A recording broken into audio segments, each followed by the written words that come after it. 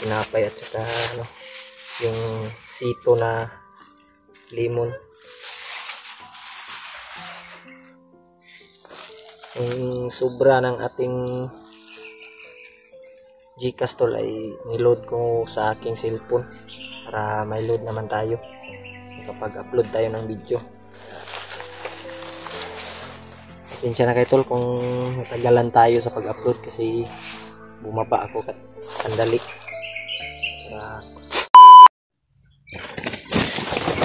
Yun tol.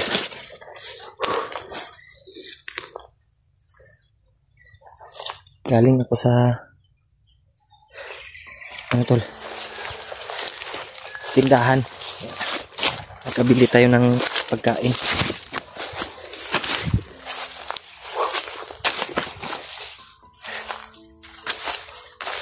Bumaba ako tol doon sa banda doon. Medyo malayo-layo tol. Nilakad ko po. Nakakita tayo ng tindahan. At doon ay may kunting laman yung Gcash natin tol, ay nakabili tayo ng pagkain. Tuloy tayo.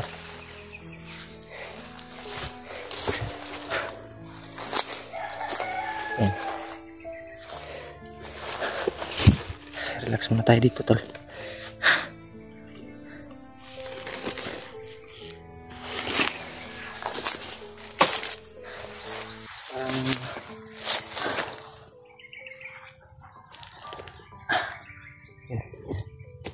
Malapit pa tayo sa kalsada, kaya may mga ingay ng motor tol. Narinig natin kasi bumaba ako, pumili ako ng pagkain tol. Dala ko yung pagkain dito tol. Tinapay lang at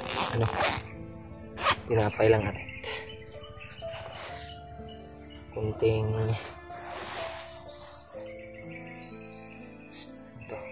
bili tayo ng kita tayo ng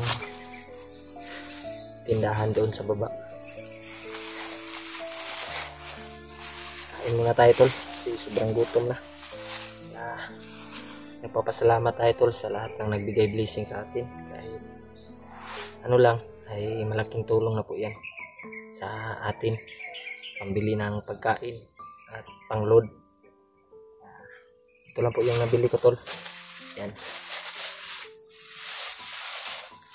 Tinapay at saka yung sito na lemon. Yung sobra ng ating Gcash tol ay niload ko sa aking cellphone para may load naman tayo kapag upload tayo ng video. Pasensya na kayo tol kung natagalan tayo sa pag-upload kasi bumaba ako sandali. Marami pa pala tong may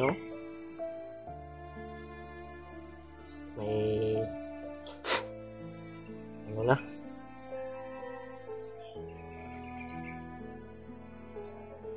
langgam na pagkain natin. Langgam na yung pagkain natin tol. Kanina lang po tayo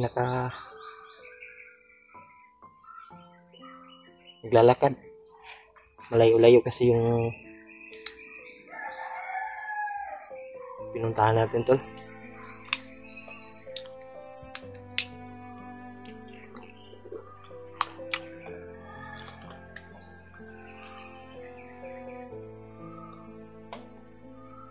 Si Remark tol ay tinawagan ko. Sabi niya ay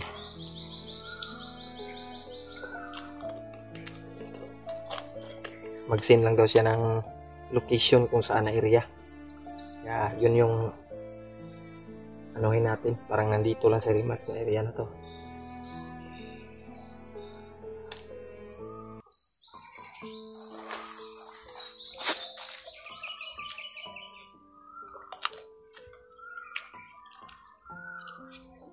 May mga ingay oh.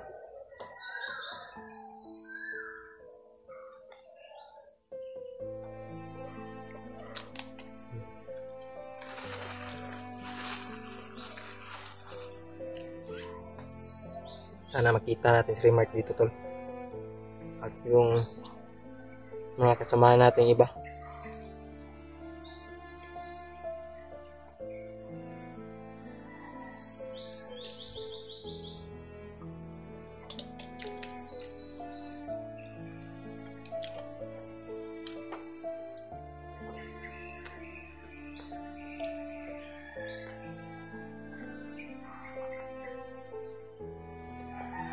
Kahit na banda ngayon.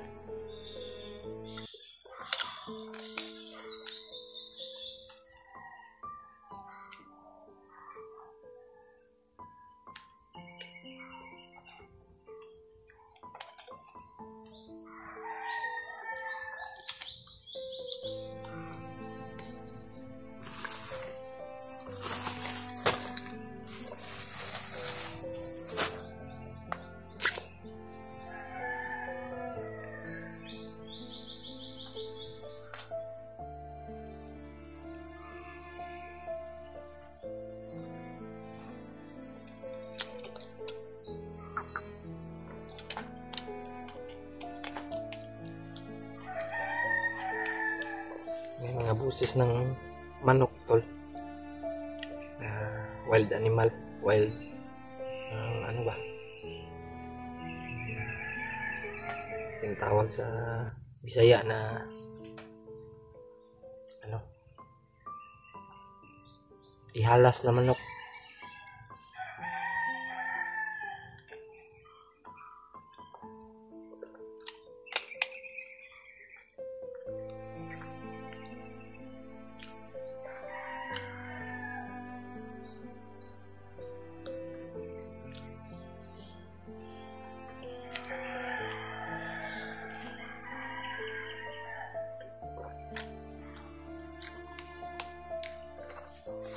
Gutom ito.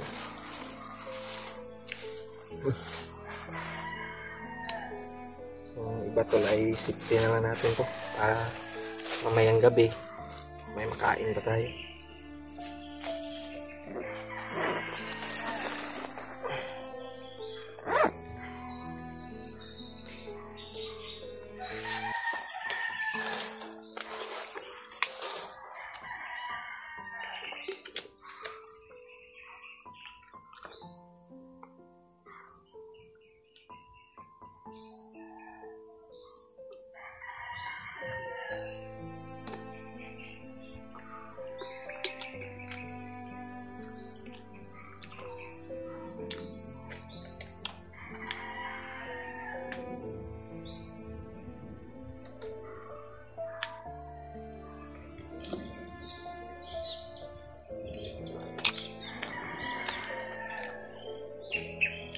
Sobrang sakit ng ulo ko tol.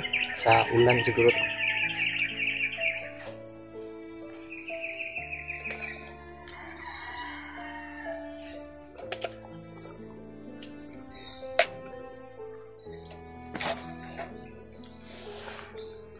Ulan at init. Hindi natin mamalayan yung panahon tol ay biglang ulan, biglang init. Ayun. Grabe yung area dito.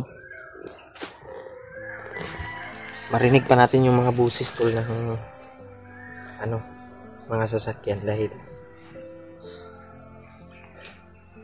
malapit pa tayo. Kasi galing kasi ako sa baba tol, bumili ng pagkain.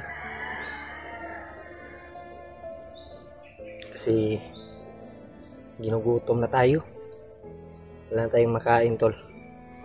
Kaya nagpapasalamat ako sa inyong lahat tol, sa lahat ng nagbigay blessings po sa atin. At walang sawang panunood at suporta sa inyo. Kaya mega love shoutout na lang po sa inyong lahat tol, sa lahat ng mga solid natin, mga silent viewers, at lalong lalo na sa mga OFW na nasa ibang bansa. Grabe yun. Sila Kuya Bad, sana ay makita ko rin sila. Sila PJ, si Julius, lalo na si Julius. Pero may nagsabi sa akin na bumaba daw si Julius tol. sabi ng mga supporter. Kasi yung cellphone niya ay nasira. Sana maging okay na po yung cellphone niya, tol. Mapaayos niya kaagad. Hindi na tayo mag-aalala. Si Julius pala ay nakababa na. Ang inaalala ko yung mga kasamahan ko, tol, si G-Ward, si Remark, sila Kuya Buds, at sila Dib, sila PG, at si Justin. Sana ay magkita-kita kami dito. Grabe yung nangyari sa amin, tol. Sa lahat po ng nagagalit dyan, dahilan daw kay Julius yung nangyari, bakit kami nagkahiwalay. So hindi na naman natin masisisi, tol, dahil tao lang po si Julius na gusto siyang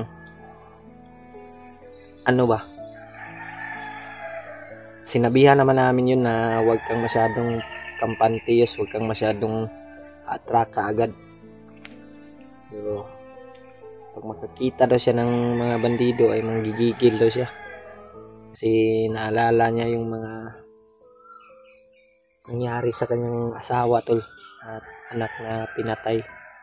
Dahil sobrang sakit daw sa pakiramdam niya. Sakit sa kanyang dibdib na mawala ng minamahal. Ayun, pag makikita siya ng mga ganyan, tol, ay nanggigigil talaga si Julius, tol. Hindi mapigilan. Pero hindi naman natin maano yung ni Julius, opinion niya, kasi gusto niyang sa kuan pa, sa Bisaya pa, tol, gusto siyang gumanti, o sa Tagalog gusto siyang manimalos ba, gusto siyang gumanti. Ayun lang. Pero sinabihan namin na baka mapahamak ka sa ginagawa mo, Yus. Huwag kang masyadong atraka kaagad dahil delikado yung kalagayan mo pag ganyan yung ugali mo. Sabi ng iba na mga sulit nating taga-subaybay na si Julius daw ay hindi daw nag-iisip, palagi daw atraka. Sinabihan na po namin yun, tol, na hindi siya basta-basta atraka. Pero madala lang daw siya sa kanyang emosyon, tol, sa kanyang kuan sa iyang hunahuna ba, madala lang daw siya. Kasi kahit anong pigil daw niya, tol, ay manggigigil talaga daw siya. Palagi daw siyang pumapasok sa isipan niya yung kanyang asawa. Ngayon,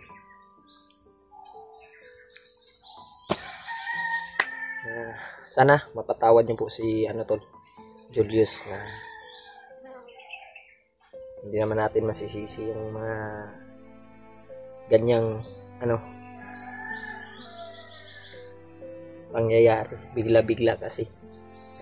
Sana maintindihan niyo po yung nararamdaman ni Julius, tol.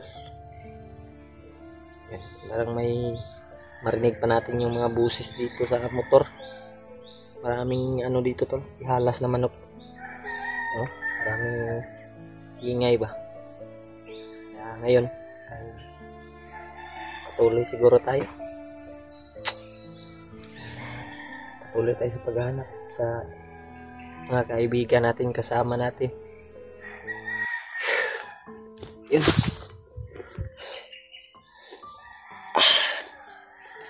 Grabe yung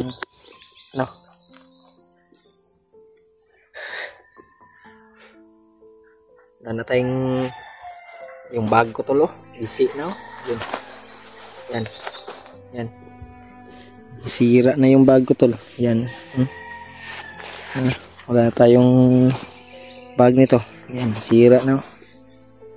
Pero pwede pa to lagyan ng mga gamit. Hindi pwede nating iwanan to yung bag natin dahil nakasalalay dito yung mga damit natin tol. Damit at dala nating pagkain. Yes. Patuloy siguro tayo tol sa paglalakbay.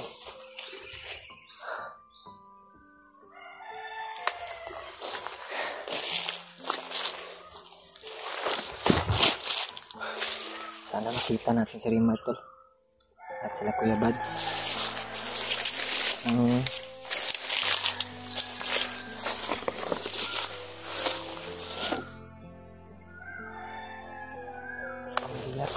Dito to. Ito yung area na nakita ko sa video ni Rimar to. Hindi ko akalain tol baka dito si Rimar.